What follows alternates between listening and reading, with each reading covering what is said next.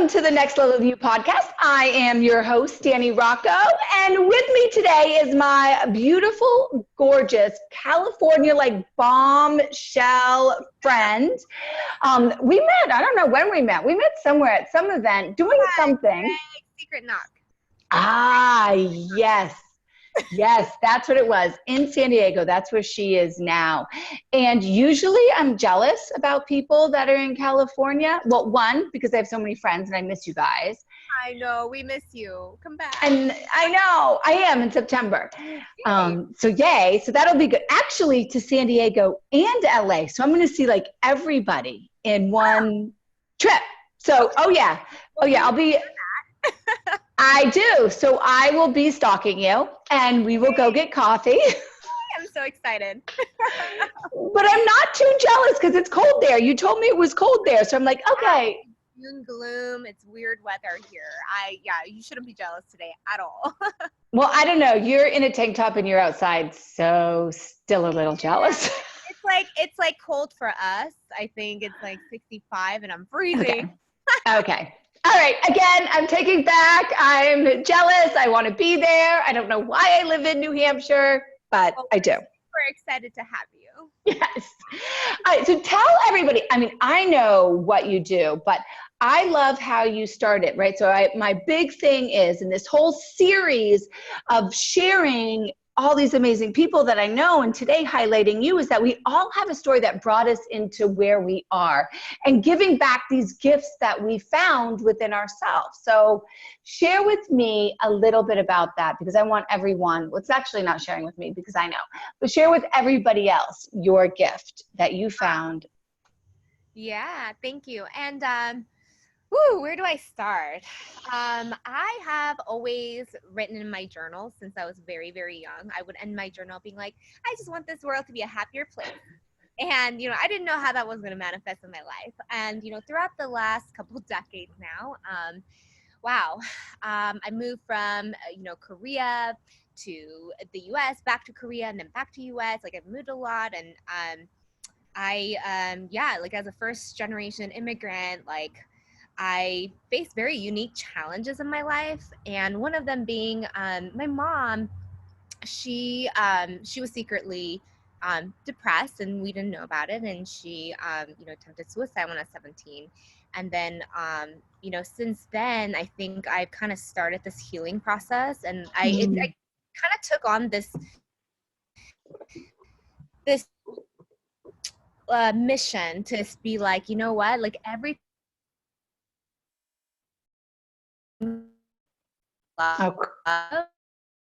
Crap, hold on. That's repeat that. My personal. Repeat that because it froze. Oh no. Yeah, it froze when you said everybody, it was your mission. You took on this mission to make sure that everyone feels loved, everyone feels the kindness and compassion when they interact with me. So I just wanted that to be a part of my mission forever. And then again, I still didn't know how that was going to manifest. And I started volunteering with the American Foundation for Suicide Prevention. And I was like, you know what, I'm going to turn this adversity into, healing, But really what that did for me was heal me, because there was a lot of things that I didn't know I was carrying around. So that process really healed me. And then in 2017, my dad passed away after 2.5 years of cancer battle. And I also know that had to do with emotional health and just, So for me, this is more than just a business. This is more than just what I do. It's something that I'm just so excited to bring to the world. And so what I do today is really helping high performers and entrepreneurs live their happiest, most fulfilled life. And they may look perfect from the outside. They may look very successful from the outside, but I want to make sure that they're good inside, and they can, knowing that they have the option of creating, from that state of abundance. I think there's 2 ways that you can create anything in life or take massive action in life. And one is from this mindset of, moving away from pain. point of desperation, which I have been doing really for a long time myself. Even like for me, I graduated valedictorian in my, college. I have 2 degrees, da, da, da. Like I partied every night back then, and I still wasn't happy. Like I remember crying the day that I graduated after my graduation speech. Like I was just not happy, and I didn't know what that was. And now those are becoming my ideal clients who are just, killing it. They're doing it. And they kind of take a step back. They're like, well, what am I doing all this for? And now that I'm at the top, like, what is this all about anyway? And I help them really get connected back to who they are and their mission, their purpose. And in that process, they typically find that happiness. So now they're moving away from a point of, taking massive action to create something from a point of desperation to a point of inspiration, which is where all the fun lies, as an entrepreneur. Yes. Really just create so much, and you can still be happy, and you don't have to be moving away from a certain pain all the time. You can actually create because it's exciting. It's what we're supposed to do. We're gods of this universe, and we get to play and interact with other people like you, and and we get to have fun doing it. I mean, that's not to undermine the fact that there's always gonna be something that comes up unexpectedly. Mm-hmm. And I think just like really leveraging both mindsets and really moving towards the abundant mindset as much as possible so that you can be happy and be successful and fabulous and all that. I totally see that when you were talking and describing, who it is you work with and all of those things. I'm like, gosh, it is true. You attract who you are, or maybe who you were and what you moved out of, because then you can really connect and you like, the steps. Once you realize in yourself what those steps were, like really realize, like sometimes we can say like, I know I'm doing this out of desperation. And you're like, okay, I got it. I'm doing this out of that, but you don't actually believe it and feel it. You know that difference? And then one day you feel it and you're like, oh, that's what I've been talking about. All my chakras have aligned and all that good stuff. Yes. Yeah. Totally. And I think that's another thing too. Like a lot of my clients, they're like, well, I've been reading my, self-help books. I've been listening to podcasts and all of this. And as you probably know yourself as a coach, like there's a whole different experience by experiencing. So there's like the knowledge of knowing conceptually, and then there's like the wisdom that comes from actually experiencing that transformation. And that's what I'm super excited about helping my clients with. Oh, do they get that? Sometimes you're having that conversation and all of a sudden it connects with them. And then like you said so nicely, they are actually now experience it instead of just talking about it. Can you see it? Like the whole like you can see them transform actually in front of you, right? Yes, like I'm like, you felt that, huh? Like, I hear you feel that. Yeah, totally. Yeah. Their voice changes, their voice drops, they're more grounded, and like their energy changes. Yeah, I've seen that a couple times where when they get different levels of it, right? Because there's different levels of accepting. There's different levels of, like I always say, like leveling up in your life, right? And each one becomes more massive and massive, but you got to let yourself go there and start with one little one. And that little one feels so massive the first time. And then you get to the next kind of like realization, that next connection within yourself. And you're like, it becomes greater and greater. And then you get to see all these things line up in your life. Yeah. And people are like, how did you do that? And you're like, that took years or months. That didn't just like manifest itself overnight. That was like this slow evolution of me becoming more like connected, more, what's that word I'm looking for? Integrated with myself. Oh, darn it, you froze. Come back, sorry. Yeah. Okay, there you definitely. Go. Yeah. Oh, I'm still here. Can you? Yes, I think it's this. Oh no, there we go. It's this nasty New Hampshire weather. I think we're having. I blame it on New Hampshire.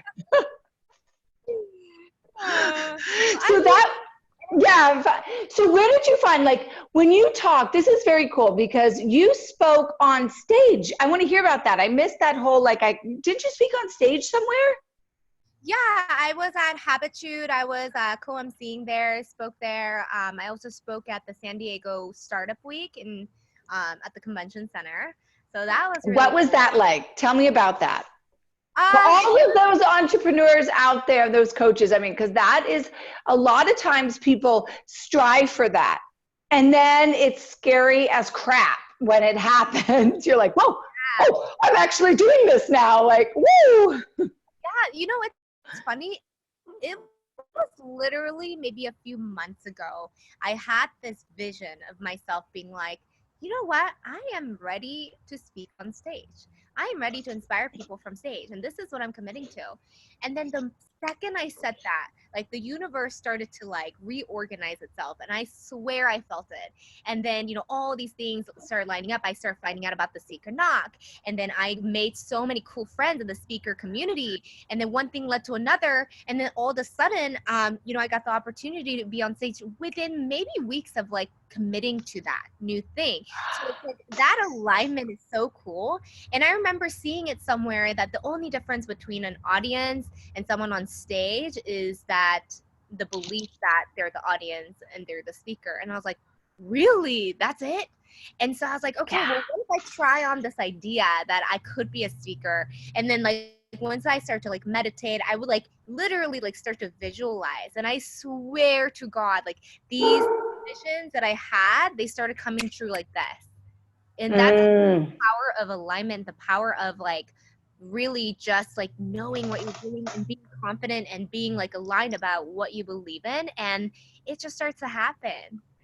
Okay, so that commitment that you talked about when you were like, I committed to myself that I'm going to do this, was that meditation? Was that visualization that you committed to? Is that part of it, or is there another piece? So I think commitment really comes from, well, first of all, just deciding like that's what's going to happen. Like you decided on like that's it and this is my new way of being, like I'm a speaker now. And then like really like embodying that in your cells and your energy and just being like, okay, well, if I already were one, like who would I talk to, how would I interact with them, what would I ask for? And also I was in this seminar called Landmark. I've heard of it. It's like a personal development. And in that seminar I said it out loud to in front of 100 people for the first time, like what I really want, and not having judgment about it. Because a lot of times, you know, when we're trying to do something new, there's all these like limiting beliefs and, you know, judgments that come up. And being like, you know what, let's set that aside and just own this desire for now and see what happens. And then I announced it in front of 100 people. And I think there's a power in that too, being able to like just say, this is what I want, and having witnesses that support that vision now. And I think that's so powerful.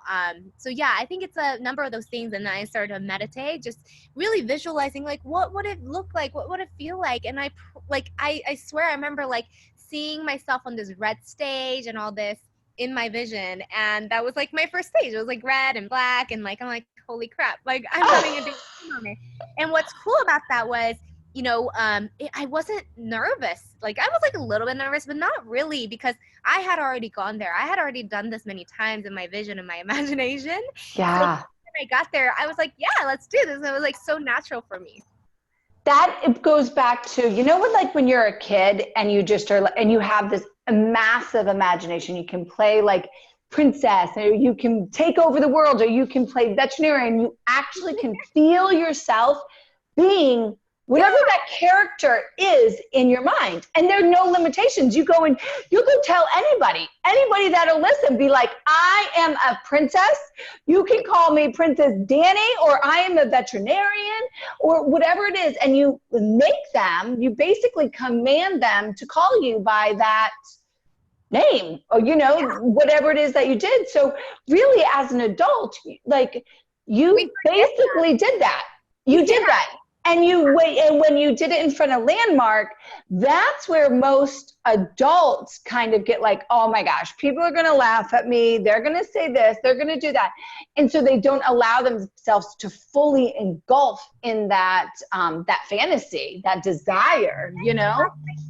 that's the feminine play in this too. Is like we get to just like play in this world. We don't have to like have judgments about what are people gonna think when I say this. Like just like I'm a princess now. Okay, cool. Like no one ever doubted you, you know? Like you sure are. And then the universe starts saying, yeah, like that is what you are. And this happened to me last year too. So I actually quit my corporate job in January of last year, so 2018. And after that, I was like, you know what? And this is right after my dad passed away. And I just decided, and that was the first time that I experienced death. Again, like knowing conceptually and experience something is very different. And I knew of death, but I didn't experience death up until when my dad passed away. And then after that, after experiencing death in the way that I did, which is like I was holding him, I'm like, wow, I'm holding his body, but he's not here. So who core, like what, like, and just like really realizing, oh my gosh, like this is going to happen to me. This is going to happen to everybody. Like this, there is an end to all of this. Right. So me, like after that experience, I was like, you know what, like I'm just going to go off my bucket list of all the things I ever wanted to create and do. So I started Yoga Fit Apparel line, and I've never been trained as an artist, but my parents were both artists. And I just decided, literally, just like you play princess, like when you're 2 or 5 or whatever. Or like last week, okay? And I decided I might have a crown upstairs, I'm just saying. Yeah. Okay, well, that's a different kind of role. Yeah. But yeah, so I just decided that I am going to be an artist. And then I started selling my art online. And it's like we forget like all these things that we made up in our minds about what's possible and what's not possible. It's literally fake. It's literally fake. That is really cool. I did not know that about you, that you kind of had that artistic side in your parents, and that's where you, like almost like your first entrepreneurial experience or try at it or whatever you want to call it. You were just like, eh. Yeah, and the cool thing is you're probably just as artistic too. Like you just haven't sold a piece of art yet. Like no. Actually, I used to be like, we have art, it's in our genes also. And I used to sketch all the time, these amazing facial like of people.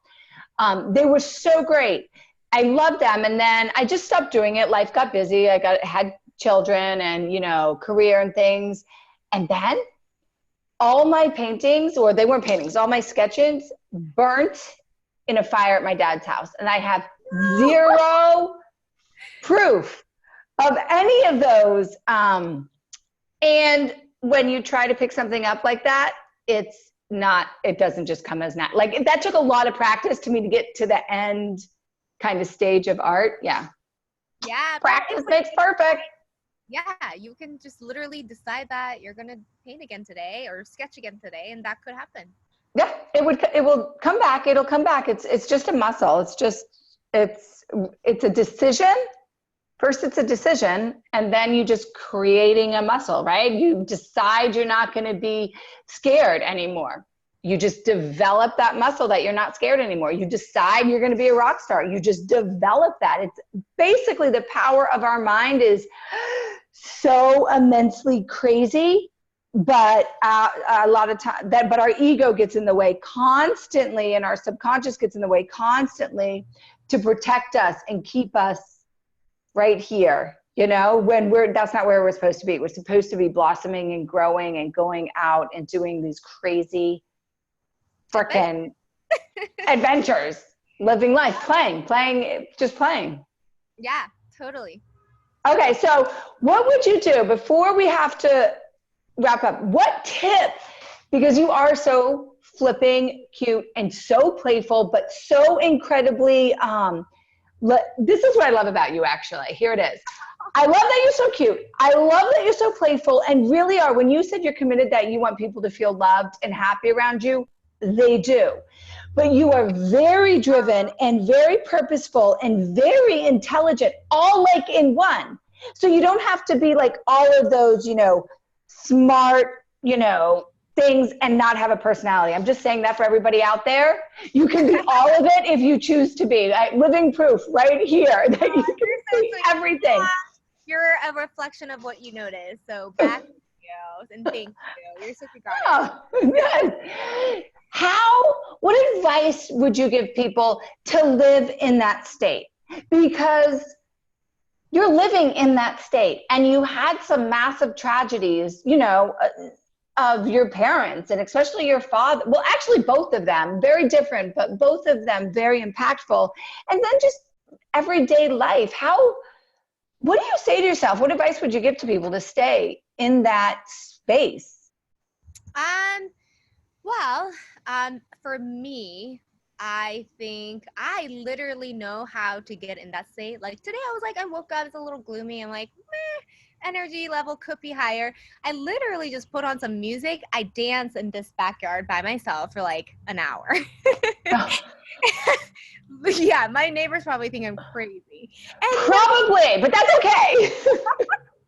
I had my little like solo beats thing on and I was dancing. Oh, so they can't even hear your music. You're like totally in your own. You're not even sharing the music. So, and really just like committing to being a child again, whatever that means, on a more like productivity level.